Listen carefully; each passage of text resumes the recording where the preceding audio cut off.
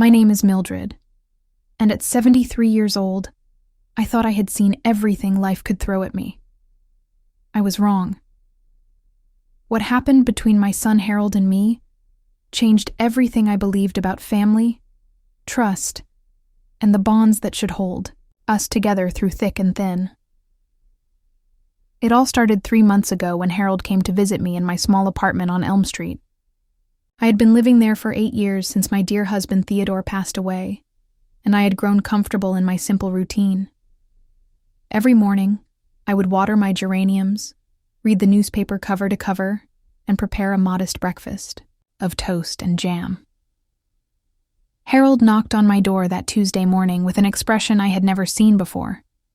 His usually cheerful demeanor was replaced with something that made my stomach turn. His eyes darted around nervously, and his hands fidgeted with the car keys he still held. "Mother," he said, settling into Theodore's old recliner, "we need to talk about your finances." I felt my heart skip a beat. Harold had never shown much interest in my financial affairs before. He was 45 years old, married to that flighty woman Constance, and they lived in a house that always seemed too big for their means. I had raised Harold to be independent, to stand on his own 2 feet, just as his father and I had done during the Great Depression. "What about my finances, dear?" I asked, pouring him a cup of coffee from the pot I always kept warm. Harold shifted uncomfortably in the chair, the same chair where his father used to read him bedtime stories when he was just a boy. "Well, Mother, Constance and I have been having some difficulties. The business hasn't been doing well, and we've fallen behind on the mortgage payments." My heart sank. I had suspected something was wrong when Harold stopped visiting as frequently, when his phone calls became shorter and more strained, but I never imagined it was this serious. "How much do you need, son?" I asked, though I already dreaded the answer. Harold's eyes lit up with what I can only describe as desperate hope. "We need $15,000, Mother. If we don't get it within the next month, we'll lose the house." $15,000. The number hung in the air between us like a heavy cloud. I had the money, of course. My pension from the textile factory where I had worked for 37 years was $3,000 a month, and I had been living frugally, saving every penny I could. Theodore's life insurance and our modest investments had grown over the years, and I had accumulated a nest egg of nearly $60,000. But something in Harold's manner troubled me deeply. There was an urgency there, yes, but also something else. Something that reminded me of the way he used to look when he was caught in a lie as a child, when he would steal cookies from the jar and then deny it with chocolate still smeared on his face. If you're enjoying this story so far, please consider subscribing to hear more tales of family drama and life lessons that will touch your heart. "Harold," I said carefully, "tell me exactly what happened with the business." He launched into a story about lost clients, economic downturns, and unexpected expenses. But as he spoke, I noticed inconsistencies. He mentioned a client named Johnson, who had supposedly stiffed them, but I remembered Harold bragging about the Johnson account just 6 months ago, talking about how reliable they were. He spoke of equipment failures, but hadn't he just bought a new truck for the business last year? Something wasn't adding up, and a mother's instinct is rarely wrong. "What's your monthly pension, Mother?" Harold asked suddenly, interrupting my thoughts. This was the moment that would change everything. I looked into my son's eyes, the same blue eyes that had looked up at me with such trust and innocence when he was small, and I made a decision that would haunt me for weeks to come. $1,000, I lied. "It's only $1,000 a month, Harold. After rent and utilities and groceries, I barely have enough to get by." The disappointment that flashed across Harold's face was immediate and profound. But what came next was something I never expected. Instead of accepting my answer and perhaps looking for other solutions, Harold's expression hardened.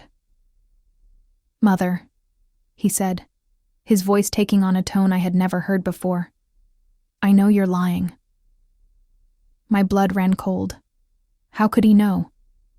I had been so careful about my finances, never mentioning the exact amount of my pension to anyone.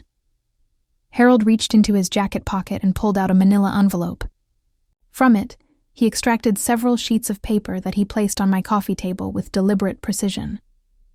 I had Constance's cousin Robert look into your finances, he said. He works at the bank, Mother. I know about the $3,000 pension. I know about the savings account with $60,000. I know about everything.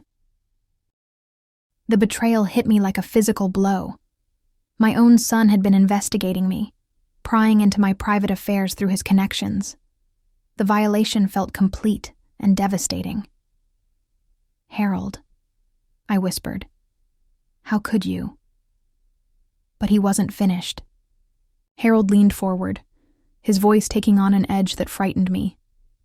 Here's what's going to happen, Mother. You're going to write me a check for $15,000 today. And then, every month, you're going to give me $2,000 from your pension. I know you don't need $3,000 to live on. $1,000 is more than enough for an old woman living alone. I stared at my son in shock. This wasn't a request for help from a desperate child. This was something else entirely. This was my son attempting to control my life, to manage my finances as if I were incapable of making my own decisions. And if I refuse?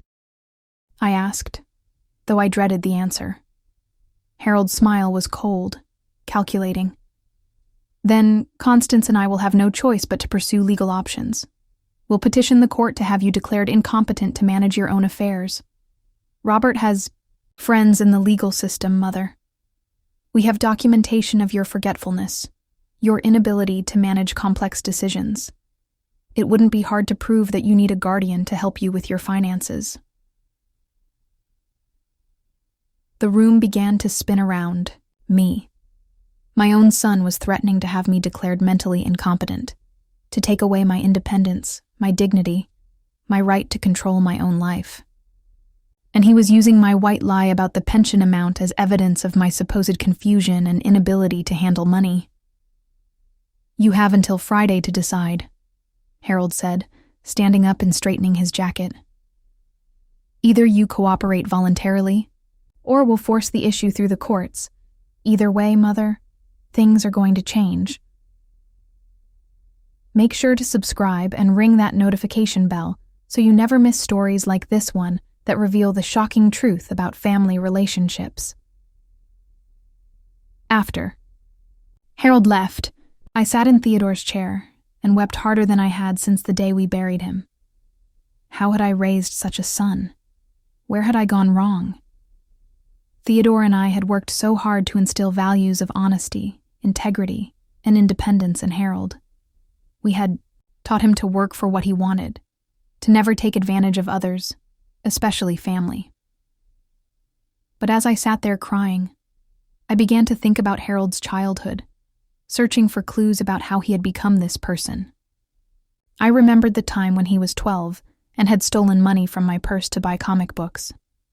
Instead of returning the money when confronted, he had lied and claimed he found it on the street. Theodore and I had been too lenient, I realized. We had accepted his explanation because we wanted to believe our son was honest. There had been other incidents over the years. In high school, Harold had forged my signature on a report card to hide failing grades. In college, he had lied about needing money for textbooks when he was actually using it for parties and entertainment. After graduation, he had borrowed money from Theodore for his business, with promises to pay it back, promises that were never kept. I began to see a pattern that I had been blind to for decades. Harold had learned that he could manipulate Theodore, and me, that we would always give him the benefit of the doubt, that our love for him made us vulnerable to his schemes. But this was different. This wasn't a $20 loan or help with a car payment. This was my son attempting to systematically control and exploit me for the rest of my life. I spent the next 3 days in a fog of depression and anxiety. I barely ate, barely slept. I kept thinking about Harold's threat to have me declared incompetent. Could he really do such a thing? Did his wife's cousin really have enough influence to make such a case stick in court? On Thursday evening, I made a decision. I called my neighbor, Mrs. Abernathy, who had been a legal secretary for 40 years before retirement. She came over immediately when she heard the distress in my voice. "Mildred," she said after I had told her the whole story, "what your son is threatening is called elder financial abuse, and it's a serious crime. Moreover, his threat to have you declared incompetent without legitimate medical evidence could constitute coercion and fraud." Harold had seen my pension and savings as an easy solution to their financial problems. In his mind, I was just an old woman who didn't need much money and wouldn't live much longer anyway. My money could solve his problems, and after I died, he would inherit everything anyway. The betrayal went even deeper than I had initially realized. Harold's investigation into my finances hadn't been conducted just through Constance's cousin at the bank. He had also gone through my mail, copied my bank statements, and even called my pension administrator pretending to be concerned about my mental health. For months, my own son had been systematically violating my privacy and planning to take control of my life. The $15,000 he claimed to need immediately was just the beginning. His plan was to gradually take control of all my assets and then have me declared incompetent, so I couldn't stop him. The legal case took 6 months to resolve. Harold eventually pled guilty to attempted elder financial abuse in exchange for probation and community service. He was also required to stay away from me for 2 years and to attend counseling for financial addiction and family relationship issues. But the real punishment for Harold wasn't the legal consequences. It was the loss of his relationship with me and the reputation he had built in our community. His business suffered when word got out about what he had tried to do to his own mother. Several clients canceled their contracts, unwilling to work with someone they perceived as untrustworthy. Constance filed for divorce 6 months after Harold's arrest. It turned out that she had been the driving force behind the scheme to take my money. She had convinced Harold that I was being selfish by living on such a small pension when they needed help with their financial problems. When Harold's plan failed, and their financial situation became public knowledge, Constance decided she didn't want to be married to a loser anymore. As for me, the experience changed my perspective on family, trust, and aging in ways I never expected. I realized that I had been naive about Harold's character, choosing to see the best in him, rather than acknowledging the patterns of manipulation and dishonesty that had existed for years. I also learned that being elderly doesn't mean being helpless. Society often treats older people as if we're automatically vulnerable, confused, and in need of protection from our own decisions. Harold had planned to exploit these stereotypes to take control of my life, but I proved that age doesn't equal incompetence, and that an elderly person can fight back against those who would exploit us. The most difficult part of this entire experience has been the loss of my relationship with Harold. Despite everything he did, he's still my son.